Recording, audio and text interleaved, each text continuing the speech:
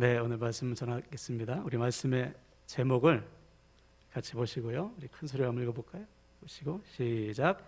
하나님을 경외하는 가정입니까? 아멘.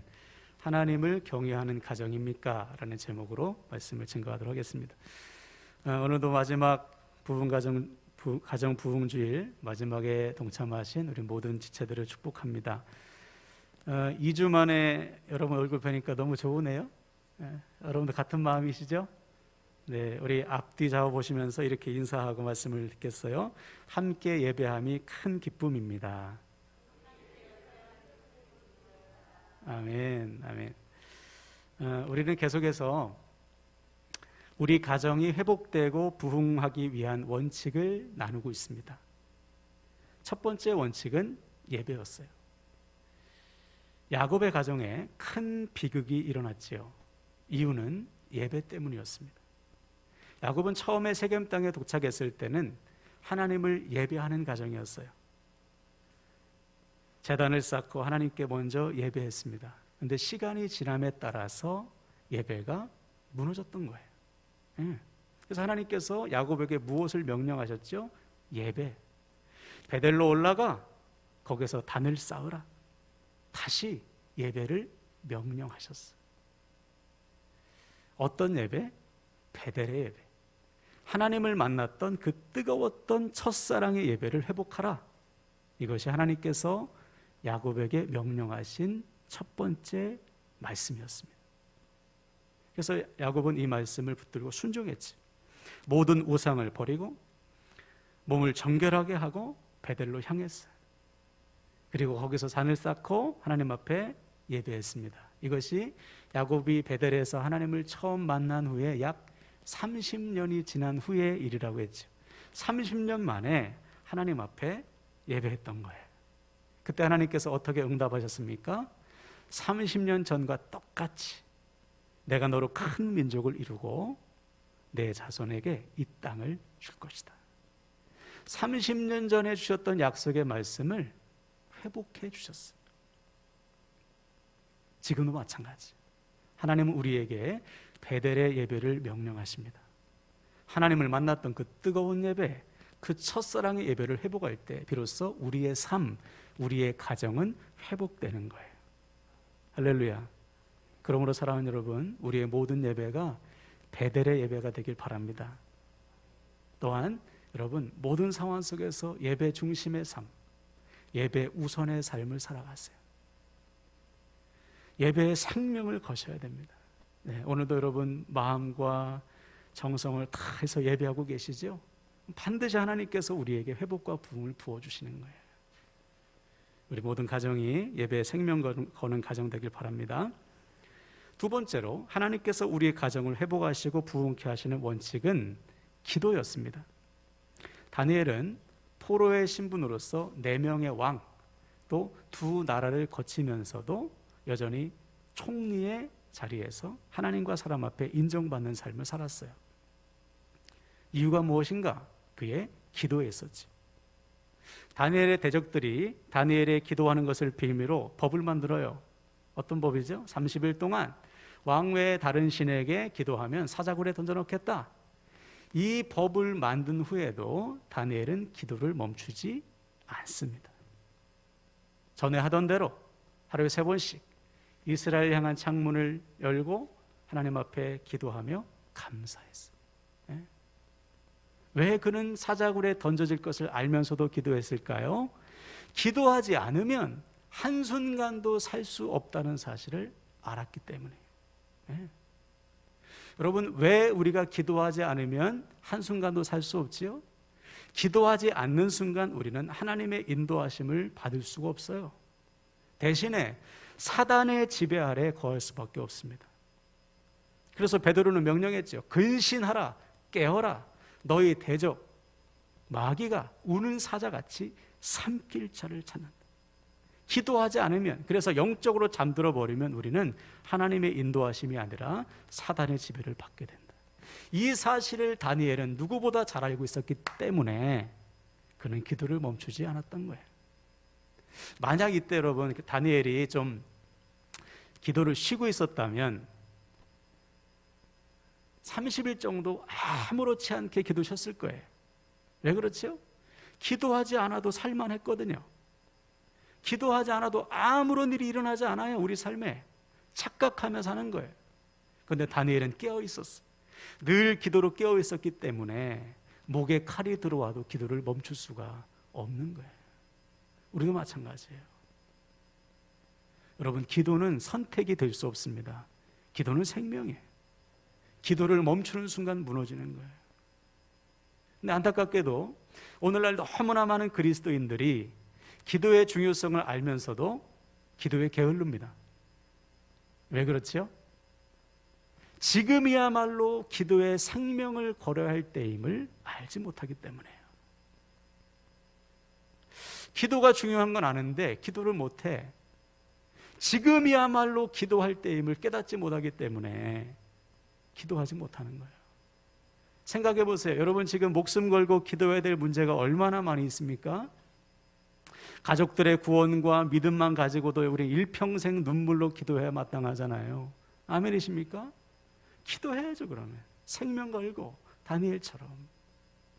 여러분, 우리 가정이 다니엘처럼 목숨 걸고 기도하는 가정 되길 바랍니다. 그래서 다니엘 어떻게 됐어요? 목숨 걸고 기도한 결과 사자굴에 던져집니다. 근데 하나님께서 사자들의 입을 막으시고 다니엘을 건져내시죠. 그리고 어떻게 했어요? 다니엘의 대적들이 사자의 밥이 되는 역전이 일어났어요. 이것이 기도하는 자에게 주어지는 승리와 역전이라고 했습니다. 우리 가정도 마찬가지. 여러분, 우리가 기도할 때 때로는 기도해도 안 될 때가 있어요. 기도해도 앞이 깜깜할 때가 있어요. 그러나 하나님께서 주시는 승리와 역전을 믿으시길 바랍니다. 그래서 어떤 상황 속에서도 기도를 멈추지 않고 기도를 앞서는 저와 여러분 되시기를 주님의 이름으로 간절히 축원을 드립니다. 아멘. 자, 오늘은 세 번째 원칙을 나누겠습니다.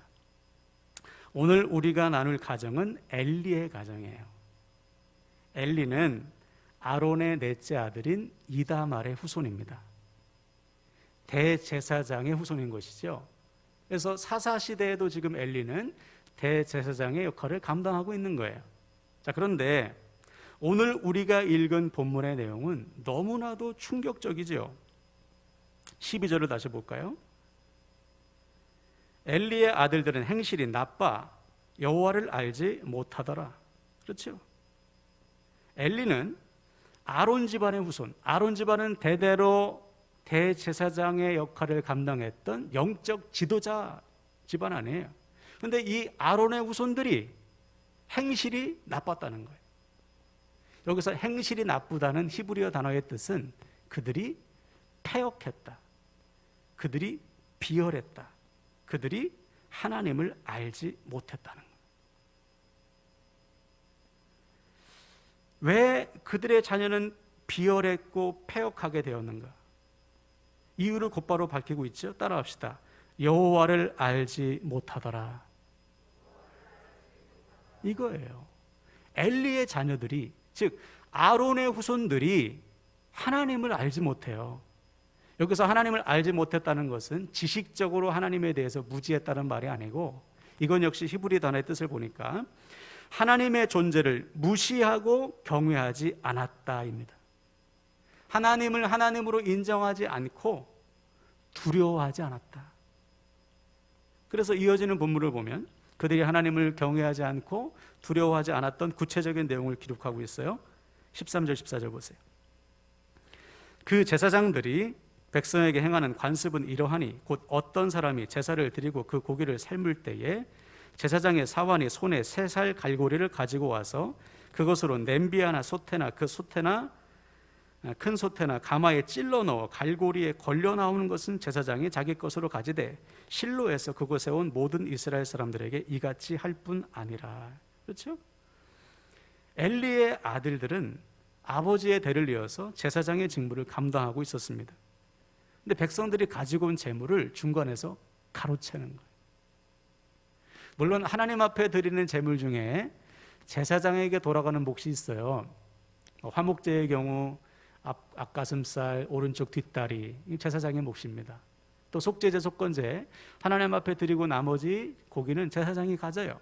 근데 이것은 하나님께서 특별하게 정해주신 것이고, 먹을 때도 회막 안에서 하나님 앞에서, 거룩하신 하나님 앞에서 의식을 치르면서 먹어야 되는 거예요.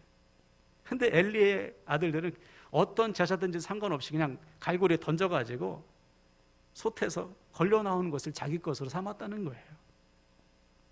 하나님에 대한 마음이 전혀 없는 것이죠. 하나님을 두려워함이 없는 거예요. 그래서 오죽하면 이어지는 본문에 보면 백성들이 가르칩니다. 16절 보세요. 그 사람이 이르기를 반드시 먼저 기름을 태운 후에 내 마음에 원하는 대로 가지라 하면 그가 말하기를 아니라 지금 내게 내라. 그렇지 아니하면 내가 억지로 빼앗으리라 하였습니다. 모든 제사는요, 하나님의 것인 기름을 태워드린 후에, 그런 다음에 고기를 나누어 갔든지 하는 거예요. 그런데 하나님 앞에 기름을 태워드리기도 전에 고기를 내놓으라는 거예요. 생고기, 구워 먹을 생고기를 내오라는 것이죠. 그러니까 예배드리러 온 사람이 제사장을 가르치는 거 아닙니다. 하나님 앞에 먼저 기름 태워드린 후에 그때 가지세요. 거꾸로 됐잖아요. 백성들에게 예배가 무엇인지, 하나님 앞에 온전한 예배, 거룩한 예배를 가르쳐야 될 제사장이 오히려 충고로 받고 있는 거예요. 그런데도 강제로 빼앗는 것이죠.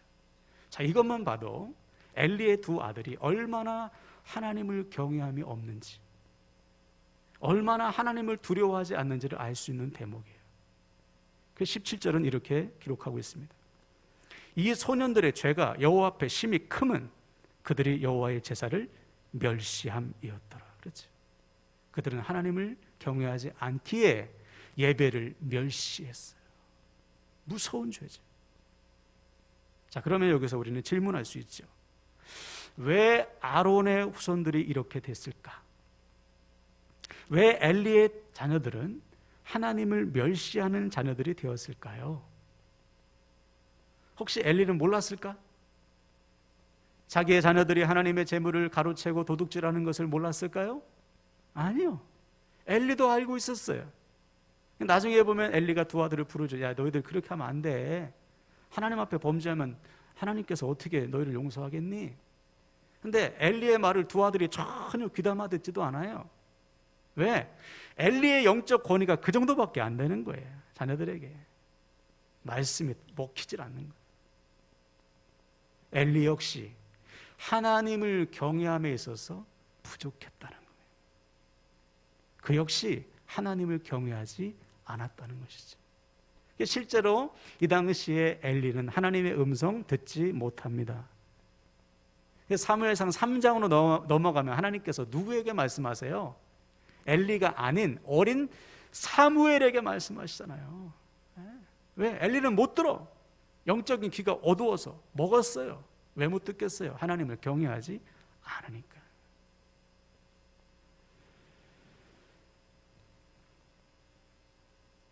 자, 그래서 이어지는, 우리가 읽진 않았지만 이어지는 본문에 보니까 하나님께서 한 이름 없는 선지자를 엘리에게 보내십니다. 그리고는 엘리의 죄를 정확하게 지적하셨어요. 자, 29절과 30절 한번 볼까요? 29절 30절 제가 읽겠습니다. 너희는 어찌하여 내가 내 처소에서 명령한 내 재물과 예물을 밟으며 내 아들들을 나보다 더 중히 여겨 내 백성 이스라엘이 드리는 가장 좋은 것으로 너희들을 살찌게 하느냐? 그러므로 이스라엘의 하나님 나 여호와가 말하노라. 내가 전에 내 집과 내 조상의 집이 내 앞에 영원히 행하리라 하였으나 이제 내 여호와가 말하노니 결단코 그렇게 하지 아니하리라. 나를 존중히 여기는 자를 내가 존중히 여기고 나를 멸시하는 자를 내가 경멸하리라. 그렇죠? 엘리는 엘리의 두 아들의 죄를 알고 있었습니다. 그럼에도 불구하고 그들을 죄에서 떠나게 하지 못했어. 왜? 하나님보다 자기 자식들을 더 중히 여겼기 때문에요. 하나님을 경외하지 않았던 거예요. 하나님보다 자식이 우선이었던 것이죠. 그 결과 하나님은 나 더 이상 니들 안 써. 엘리의 후손 안 쓴다는 거예요. 이제 엘리의 후손은 대제사장이 될 수 없다는 것이죠. 나중에 보면 실제로 그렇게 돼요. 그리고는 아주 유명한 말씀 선포하시죠. 나를 존중히 여기는 자를 내가 존중히 여기고 나를 멸시하는 자를 내가 경멸하리라. 얼마나 두려운 말씀입니까, 여러분? 하나님이 우리와 우리의 가정을 경멸하시면 누가 우리의 가정을 살리겠어요? 하나님을 경외하지 않으면 이렇게 된다는 거예요. 그러므로 사랑하는 여러분, 하나님을 경외하는 부모 밑에서 하나님을 경외하는 자녀들이 나오게 마련입니다. 엘리가 하나님을 경외하지 않으니 자식들도 하나님 경외하지 않는 거예요. 하나님을 하나님으로 인정하고 하나님을 두려워할 줄 아는 부모 밑에서 하나님께 순종하는 자녀들이 세워지는 거예요. 우리가 잘 아는 아브라함을 보세요. 하나님께서 아브라함에 명령하십니다. 야, 네 아들 독자 이삭을 제물로 바쳐라. 이 말씀 앞에 아브라함은 아무런 소리도 없이 순종해요. 왜 그렇죠? 하나님을 경외하기 때문에. 하나님을 경외하기에 하나님의 말씀에 그대로 순종하는 거예요. 자, 그러면 이삭은 어떻게 했을까? 자기를 묻고 칼로 내리치려는 아버지를 이삭이 말렸어요? 안 말렸어요. 순종하는 거예요. 왜? 이삭 역시 하나님을 경외하는 아브라함처럼 자기도 하나님을 경외하고 있는 것입니다. 이해할 수 없는 말씀이지만 하나님께서 말씀하셨기에 순종하는 거예요. 이것이 하나님을 경외하는 자의 모습입니다. 자, 이때 하나님께서 이 아브라함과 이삭에게 어떤 약속을 하셨는지 한번 볼까요?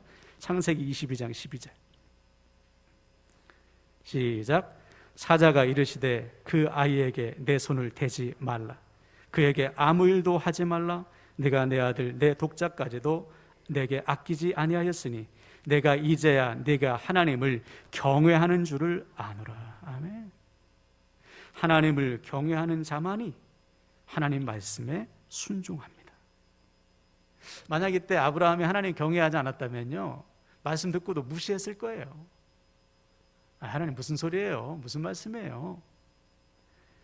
이 말씀을 안 지켜도 되지, 그죠? 내가 원하는 말씀이 아니에요. 이렇게 하나님을 무시했을 거예요. 엘리처럼, 그죠? 하나님보다 자기 아들 이삭을 더 중히 여겼을 것입니다. 그런데 아브라함은 하나님을 경외하고 있었기 때문에 도무지 순종할 수 없는 자기의 이해와 자기의 경험과 지식과 맞지 않는 말씀임에도 불구하고 아멘으로 순종했던 거예요. 이것이 하나님을 경외하는 자의 삶입니다. 자, 그때 하나님께서 이 아브라함과 이삭에게 어떤 은혜를 베풀어 주셨습니까? 미리 순양을 준비해 주셔서 하나님을 예배하게 하잖아요. 여호와 이레 하나님이 준비하셨다. 이거죠. 하나님을 경외한 아브라함과 이삭에게 하나님은 여호와 이레의 은혜를 부어주셨어요. 지금도 똑같아요. 누가 여호와 이레의 은혜를 누리겠어요? 하나님을 경외함으로, 하나님을 하나님으로 인정해서 하나님의 말씀에 순종한 자만이 하나님께서 준비해 주시는 여호와 이레의 은혜를 누릴 수가 있는 거예요. 자, 그렇다면 지금 우리는 어떻습니까? 지금 우리 가정은 하나님을 경외하는 가정인가? 하나님을 존중하고 하나님을 두려워함으로 하나님의 말씀을 생명처럼 지키고 있는가? 나는 하나님을 경외하는 삶을 살고 있는가? 그래서 나에게 주어진 모든 삶의 자리에서 하나님을 하나님으로 인정하고 하나님 우선의 삶을 살아가고 있는가? 아니면 엘리처럼 하나님보다 내 자식을, 다른 무언가를 더 중히 여기거나 엘리의 두 아들처럼 하나님을 멸시하는 삶을 살고 있지는 않은가? 내가 정말 지금 하나님을 경외하는 삶을 살고 있는지 반드시 점검해야 되는 거예요. 물론 우리 중에 대놓고 일부러 하나님 멸시하는 사람은 없죠. 그죠? 하나님 막 손가락질하고 하나님 멸시하고 무시하는 사람, 일부러 그러는 사람은 없을 거예요. 근데 우리도 습관적으로 하나님 멸시할 때가 참 많아요. 두 가지를 예를 들어 볼까요? 첫 번째, 하나님께 먼저 묻지 않습니다. 하나님 뜻을 물어야 되는데 하나님 뜻 안 물어요. 로마서 12장 2절이 말하듯이 하나님이 선하시고 기뻐하시고 온전하신 뜻이 먼저 묻고 분별하는 삶을 살아야 되는데 내가 1번이에요. 이게 하나님 멸시하는 거예요. 또 우리가 삶의 자리에서 하나님 무서운지 모릅니다. 고린도전서 10장 31절이 말하듯이 먹든지 마시든지 무엇을 하든지 다 하나님의 영광을 위해서 해야 돼요. 말 한마디 한마디 하나님의 영광을 생각해서 말해야 되는데 너무 함부로 말해. 너무 함부로 살아요. 하나님 무서운지 모르는 것이죠. 이게 하나님 멸시하는 거예요.